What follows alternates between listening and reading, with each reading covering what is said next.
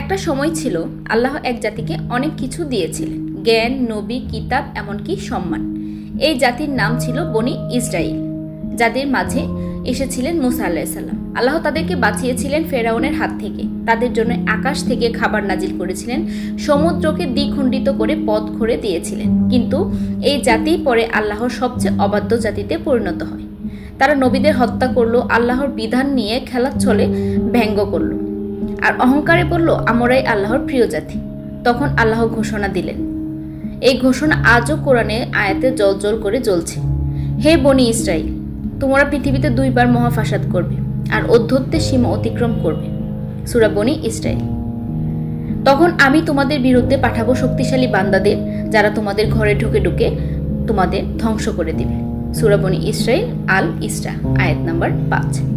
এই কথা কেবল ভবিষ্যৎবাণী ছিল না, এটা বাস্তবে ঘটেছিল। প্রথমবার বাবিলের রাজা নবুখাদনেছার জেরুজালেম আক্রমণ করেন, ঘরবাড়ি, মসজিদ, বাইতুল মুকাদ্দাস সব ধ্বংস করে দেয়। তাদের হাজার হাজার মানুষকে হত্যা করা হয়।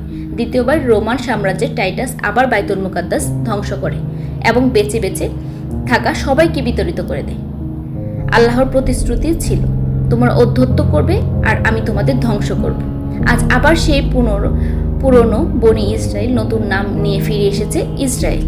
তাদের হাতে আছে আগ্নেয়াস্ত্র, ট্যাঙ্ক, যুদ্ধবিমান, মিডিয়া, কিন্তু হৃদয়হীন বর্বরতা নিয়ে তারা শিশুদের হত্যা করছে, মসজিদে আগুন দিচ্ছে, নারীদের কাঁদাচ্ছে, নিরীহদের কবর বানিয়ে দিচ্ছে ঘরবাড়িকে।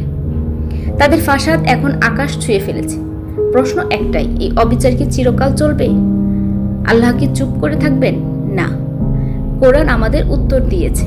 আর আমি কাফিরদের সময় দিই যাতে তারা পাপে ডুবে যেতে পারে, অতঃপর আমি তাদের হঠাৎ পাকড়াও করি, আর আমার শাস্তি বড়ই কঠিন। সূরা আল আরাফ, আয়াত 183। বন্ধুরা, আজ ইসরায়েল হয়তো শক্তিশালী, তাদের পাশে বড় বড় রাষ্ট্র আছে, কিন্তু তাদের পিছনে আল্লাহ নেই।